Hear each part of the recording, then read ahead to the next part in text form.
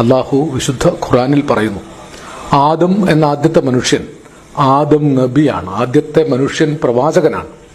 ആദം തൊട്ട് മുഹമ്മദ് നബി വരെയുള്ള ഈ 1,24,000-ത്തിലധികം വരുന്ന പ്രവാചകന്മാരിൽ അന്ത്യപ്രവാചകന് മാത്രമാണ് തന്റെ പ്രബോധനങ്ങളെ ലോകത്ത് സാക്ഷാത്കരിക്കാൻ സാധിച്ചത്. അതൊരു കേവല മനുഷ്യനായി ജീവിച്ചിട്ടാണ്. ഒരു അത്ഭുത പ്രവൃത്തികളും അദ്ദേഹം കാണിച്ചതായിട്ട് രേഖപ്പെടുത്തപ്പെട്ടിട്ടില്ല. 40 വയസ്സുവരെ കച്ചവടം ചെയ്ത് ജീവിച്ച ആളാണ്. സാധാരണക്കാരിൽ സാധാരണക്കാരനായി ജീവിച്ച ആളാണ്.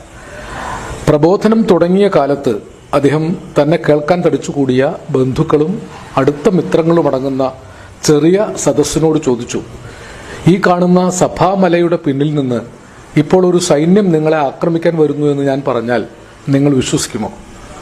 അവിടെ കൂടിയവർ ഒന്നടങ്കം വിളിച്ചു പറഞ്ഞു, മുഹമ്മദേ, നിങ്ങൾ പറഞ്ഞാൽ ഞങ്ങൾ വിശ്വസിക്കും. കാരണം നിങ്ങൾ അൽ അമീൻ ആണ്. അതായിരുന്നു അന്ത്യപ്രവാചകന്റെ ഏറ്റവും വലിയ ഗുണവിശേഷം. ലോകത്തുണ്ടായ മനുഷ്യരിൽ എല്ലാ സദ്ഗുണങ്ങളും ഒത്തിണങ്ങിയ ആളായിരുന്നു. അൽ അമീൻ ആയിരുന്നു, വിശ്വസ്തനായിരുന്നു. അദ്ദേഹം പറഞ്ഞത് മുഴുവൻ ജീവിതത്തിൽ പരിപാലിച്ച് കാണിച്ചു കൊടുത്തു, പ്രവർത്തിച്ച് കാണിച്ചു കൊടുത്തു. അങ്ങനെയാണ് ഒരുപക്ഷെ അന്ധവിശ്വാസങ്ങളിലും അനാചാരങ്ങളിലും മദ്യപാനാസക്തിയിലും മദിരാക്ഷിയിലും ഒക്കെ മുങ്ങി ജീവിച്ചിരുന്ന ഒരു അപരിഷ്കൃത സമൂഹത്തെ ഏറ്റവും അവസാനത്തെ മതത്തിലൂടെ പ്രബുദ്ധരാക്കാനും മോചിപ്പിക്കാനും അദ്ദേഹത്തിന് സാധിച്ചത്. അന്ത്യപ്രവാചകനിലൂടെ ലോകത്തിന് കൈവന്ന വിശുദ്ധ ഖുർആൻ മലിനീകരണങ്ങളൊന്നും കൂടാതെ നമ്മുടെ കൂടെയുണ്ട്. അന്ത്യപ്രവാചകന്റെ ചര്യകൾ, അദ്ദേഹത്തിന്റെ ഹദീസുകൾ ഒക്കെ വലിയ മലിനീകരണങ്ങൾ കൂടാതെ ഇന്നും ലഭ്യമാണ്. ഇസ്ലാം അഭിസംബോധന ചെയ്തത് മുസ്ലിം ജനവിഭാഗങ്ങളെയോ ഇസ്ലാം എന്ന പ്രത്യേക വിഭാഗത്തെയോ ഒന്നുമല്ല. അല്ലയോ മനുഷ്യ സമൂഹമേ എന്ന് മനുഷ്യ സമൂഹത്തെ മുഴുവൻ അഭിസംബോധന ചെയ്തുകൊണ്ടാണ് അന്ത്യപ്രവാചകനിലൂടെ ലോകത്തിന് കൈവന്ന വിശുദ്ധ ഖുർആൻ സംസാരിച്ചത്.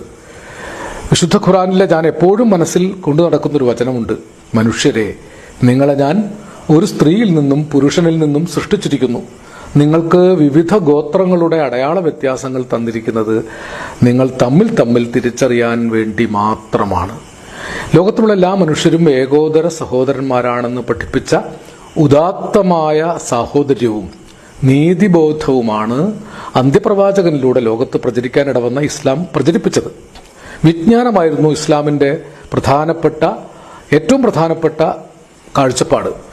ഹിറാ ഗുഹയിൽ തപസ്സമാധ്യസ്ഥനായിട്ടിരിക്കുമ്പോൾ അള്ളാഹുവിന്റെ മലക്ക് ജിബ്രീൽ എന്ന മാലാഖ വന്ന് അദ്ദേഹത്തോട് ആവശ്യപ്പെട്ടത് ഇഖ്റ എന്നാണ്, വായിക്കുക, നിന്റെ സ്രഷ്ടാവായ നാഥന്റെ നാമത്തിൽ വായിക്കുക. പേന കൊണ്ട് എഴുതാൻ പഠിപ്പിച്ച അത്യുദാരനാണ് നിന്റെ നാഥൻ. സാങ്കേതികാർത്ഥത്തിൽ നിരക്ഷരനായിരുന്ന പ്രവാചകൻ പറയുന്നുണ്ട്, എനിക്ക് വായിക്കാൻ അറിഞ്ഞുകൂടാ. പക്ഷെ അപ്പോൾ വളരെ ശക്തമായി വീണ്ടും മലക്ക് ജിബ്രീൽ ആജ്ഞാപിച്ചു, വായിക്കുക. ആ ഒരു പ്രേരണയാണ് ഒരുപക്ഷെ പ്രപഞ്ചത്തിൽ നിന്ന് പലതും വായിക്കാൻ സാധിക്കും, അള്ളാഹുവിൽ നിന്ന് കേൾക്കാൻ സാധിക്കും. മക്കത്തും മദീനത്തുമായി അന്ത്യപ്രവാചകന് വെളിവായി കിട്ടിയ പ്രബോധനങ്ങളാണ് വിശുദ്ധ ഖുർആനായി ഇന്ന് ലോകത്ത് മുഴുവൻ പ്രചരിക്കുന്നത്. ലോകത്ത് ഏത് സത്യാന്വേഷകനും ധർമാന്വേഷിക്കും വിശുദ്ധ ഖുർആൻ ലഭ്യമാണ്, എല്ലാ ലോകഭാഷകളിലും ലഭ്യമാണ്. അത് വായിക്കുമ്പോൾ അറിയാം, ഇത് കണ്ണുപൊട്ടിക്കുന്ന ഗ്രന്ഥമല്ല, കണ്ണ് തുറപ്പിക്കുന്ന ഗ്രന്ഥമാണ്. ആ പ്രബോധനങ്ങളിലൂടെ അന്ത്യപ്രവാചകൻ ലോകത്തെ മാറ്റിമറിച്ചു. അന്ത്യപ്രവാചകന്റെ കാലം തൊട്ട് 4 ഖലീഫമാരുടെ കാലത്തും തുടർന്നും യൂറോപ്യൻ നവോത്ഥാനം വരെ ഇസ്ലാം ലോകത്തെ കീഴടക്കിയത് അതിന്റെ വിജ്ഞാനത്തിലൂടെയായിരുന്നു, അറിവിലൂടെയാണ് ലോകത്തെ കീഴടക്കിയത്. വാളിലൂടെ, യുദ്ധത്തിലൂടെയല്ല. ആരോ ഇപ്പോൾ പ്രചരിപ്പിക്കുന്നത് പോലെ വാളിന്റെ മതമല്ല ഇസ്ലാം. അദ്ദേഹം തന്റെ അനുയായികളോട് പറഞ്ഞു, ചൈനയിൽ പോയിട്ടാണെങ്കിലും അറിവ് നേടണം. അറേബ്യയിൽ നിന്ന് പുരാതന ചൈനയിലേക്ക് പോവുക എന്നത് ദുസ്സാധ്യമാണെന്നിരിക്കെ ദുസ്സാധ്യമായ കാര്യങ്ങൾ ചെയ്തും അറിവ് നേടിയവർക്ക് മാത്രമേ യഥാർത്ഥ വിമോചനമുള്ളൂ എന്ന് അന്ത്യപ്രവാചകൻ പഠിപ്പിച്ചു. യത്തീമുകളെ, അനാഥരെ, ദുഃഖിതരെ, നിരാശ്രയരെ, അടിമകളെ, സ്ത്രീകളെ ഒക്കെ വിമോചിപ്പിക്കാൻ ദൈവത്തിന്റെ പാത കാണിച്ചു തന്ന വിശുദ്ധമായൊരു മതമാണ് അന്ത്യപ്രവാചകനിലൂടെ ലോകത്തിന് ലഭിച്ചത്. മറ്റെല്ലാ മതങ്ങളെയും അംഗീകരിച്ചുകൊണ്ട് തന്നെയാണ് ഒരുപക്ഷെ വിശുദ്ധ ഖുർആനും ഇസ്ലാമും ആവിർഭവിച്ചതും പ്രചരിപ്പിച്ചതും.